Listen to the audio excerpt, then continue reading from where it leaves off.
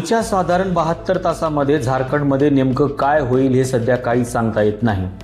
Jharkhand public services कमिशनचे माजी अध्यक्ष L खँगते यांना CIDनं सध्या अटक केलेली आहे. विद्यार्थ्यांचा रोष प्रचंड वाढत चाललेला आहे. जे काही बॅरिकेड्स विद्यार्थ्यांच्या मोर्चासमोर लावलेले होते ते सगळे बॅरिकेड्स विद्यार्थ्यांनी तोडलेले आहेत आणि ते थेट विधानसभेच्या गेटपर्यंत पोहोचलेले आहेत. विद्यार्थ्यांसोबत 5 तास चर्चा झाली, पण ती चर्चा मात्र निष्फळ झाली. त्यातून काहीही फलित निघालेलं नाही. विद्यार्थ्यांची साधी डिमांड आहे की झारखंड पब्लिक सर्व्हिस कमिशनची जी परीक्षा झाली होती त्या परीक्षेमध्ये प्रचंड मोठा भ्रष्टाचार झालेला आहे, त्याची चौकशी करावी आणि झारखंड पब्लिक सर्व्हिस कमिशनने जी परीक्षा घेतली होती ती परीक्षा रद्द करण्यात यावी एवढी मागणी आहे. पण झारखंड पब्लिक सर्व्हिस कमिशनची परीक्षा रद्द केली जात नाही, त्याची कोणतीही चौकशी केली जात नाही. झारखंड पब्लिक सर्व्हिस कमिशनचे माजी अध्यक्ष एल खँगते यांनी यापूर्वी राजीनामा दिला होता, पण त्यांना सध्या CIDने अटक केलेली आहे. याचा अर्थ असा आहे की काही ना काही पुरावे CIDकडे आहेत, त्याच्यामुळे त्यांना अटक केलेली आहे आणि काहीतरी दोष आहे म्हणून या अध्यक्षांनी राजीनामा दिला होता. पण याची कुठलीही चौकशी करायला सध्या सरकार तयार नाही आणि त्याच्यामुळे विद्यार्थ्यांचा रोष दिवसेंदिवस वाढत चाललेला आहे. फक्त झारखंडमधली परिस्थिती अशी नाही तर देशभरातल्या विद्यार्थ्यांचा रोष असाच वाढत चाललेला आहे. त्याच्यामुळं सरकारनं विद्यार्थ्यांच्या मागण्या तात्काळ मान्य करून पुढची पावलं टाकली पाहिजेत अशी परिस्थिती संपूर्ण देशभर सध्या निर्माण झालेली आहे. झारखंडचे विद्यार्थी कुठल्याही बॅरिकेड्सला मानायला तयार नाहीत. पोलिसांनी काटेरी जाळ्या लावलेल्या होत्या, त्या सगळ्या जाळ्या विद्यार्थ्यांनी काढून फेकून दिलेल्या आहेत. जिथे फवारे लावले जात होते तिथे विद्यार्थ्यांनी थेट त्या फवाऱ्याचा आनंद घेतलेला आहे. ते फवारे देखील आता विद्यार्थ्यांसमोर काम करत नाहीत. दुसरी महत्त्वाची गोष्ट म्हणजे अश्रुधुराचा वापर केला गेलेला होता, तो देखील काही कामाला आलेला नाही. एवढी संताप या विद्यार्थ्यांच्या मनामध्ये निर्माण झालेला आहे, ते कशालाही ऐकायला तयार नाहीत. अनेक वेळेस या मोर्चावरती लाठीचार्ज झाला, पण विद्यार्थी लाठीचार्जला देखील गुमानलेले नाहीत. हे विद्यार्थी त्यांच्या भूमिकेवरती ठाम आहेत आणि सरकार देखील त्याच्या भूमिकेवरती ठाम आहे. विद्यार्थ्यांची कुठलीही डिमांड ऐकून घ्यायला तयार नाहीत. मुळात आपण लोकशाहीमध्येच आहोत का असा प्रश्न सध्या निर्माण होत चाललेला आहे. कारण जिथे जनतेच्या मागण्या मान्य करणं अपेक्षित असतं, जनतेचा रोष काय आहे हे बघणं अपेक्षित असतं, तिथे कुठलाही आवाज जनतेचा ऐकला जात नाही.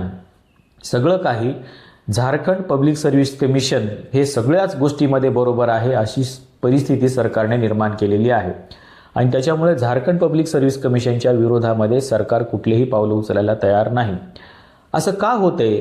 लोकशाहीमध्ये असं होणं अपेक्षित आहे का? असे अनेक प्रश्न आहेत. खरं तर लोकशाही म्हणजे काय हा प्रश्नच मुळात आता विचारावा की नाही असा प्रश्न निर्माण झालेला आहे. कारण लोकशाही या नावाच्या प्रकारामध्ये लोकांचा आवाज दडलेला असतो आणि लोकांचा आवाज ऐकून घेणं हे सरकारचं काम असतं. त्यासाठीच आपण सरकार नावाची यंत्रणा निवडलेली असते. पण सरकारला असं वाटते की आपण आता यांच्यावरती सत्ता गाजवण्यासाठी जन्माला आलेलो आहोत, म्हणजे आपल्याला वाटेल ते या जनतेसोबत करता येऊ शकतं अशी परिस्थिती सरकारने निर्माण केलेली आहे आणि त्याच्यामुळं जनतेचा कुठलाही आवाज ऐकला जात नाही. खरं तर भारतीय संविधानाच्या उद्देशपत्रिकेमध्ये सुरुवातीला असं लिहिलं गेले की आम्ही भारताचे लोक हे सार्वभौम आहोत. म्हणजे काय तर सर्वोच्च शक्तिमान या देशामध्ये कोण आहे तर हे भारताचे लोक हे सर्वोच्च शक्तिमान आहेत.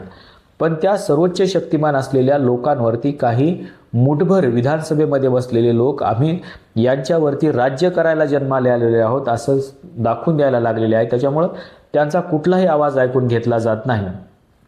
झारखंड पब्लिक सर्व्हिस कमिशनची परीक्षा दिलेले जे विद्यार्थी आहेत हे सगळे विद्यार्थी हे सुज्ञ आहेत आणि त्यांची एक साधी मागणी आहे की भ्रष्टाचार झालेला आहे, त्याची चौकशी करावी CBIच्या मार्फत.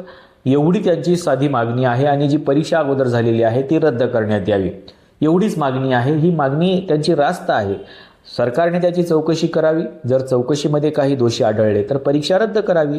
एवढं साधं कॅल्क्युलेशन असताना देखील एवढा तणाव निर्माण केला जातो आहे आणि विद्यार्थ्यांना अतिशय आक्रमकपणे आंदोलन करायला भाग पाडलं जात आहे. आता याच्यामध्ये लोकांना काही सरकारमध्ये बसलेल्या लोकांना असं वाटतंय की या विद्यार्थ्यांचा दोष आहे, पण विद्यार्थ्यांचा दोष नाही.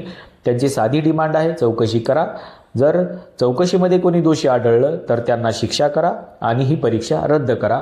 एवढं साधं कॅल्क्युलेशन आहे. पण याच्यामध्ये नेमकं मला असं वाटतंय की सरकार जर हे करत नसेल तर सरकारचाच याच्यामध्ये हात आहे की काय? कारण सरकार या सीबीआयच्या चौकशीमध्ये दोषी आढळू शकतं आणि सरकारमधले काही लोक देखील याच्यामध्ये दोषी आढळू शकतात. म्हणून सरकार या सगळ्या गोष्टींची पाठराखण करायला निघालेलं आहे, असं तरी चित्र सध्या दिसत आहे. पण येणाऱ्या 72 तासामध्ये नेमकं झारखंडमध्ये काय घडेल हे निश्चितपणानं सांगता येत नाही, कारण विद्यार्थी एवढे आक्रमक झालेत की ते कोणत्याही थराला जाऊ शकतात. त्याच्यामुळं त्यांना आवरायचं असेल तर त्यांची ही साधी मागणी मान्य केली पाहिजे, सीबीआय चौकशी केली पाहिजे, दोषींना शिक्षा झाली पाहिजे आणि जर याच्यामध्ये भ्रष्टाचार झाला असेल तर परीक्षा रद्द केली पाहिजे. एवढं साधं आहे आणि एवढी साधी मागणी लोकशाहीमधल्या या जनतेची आहे.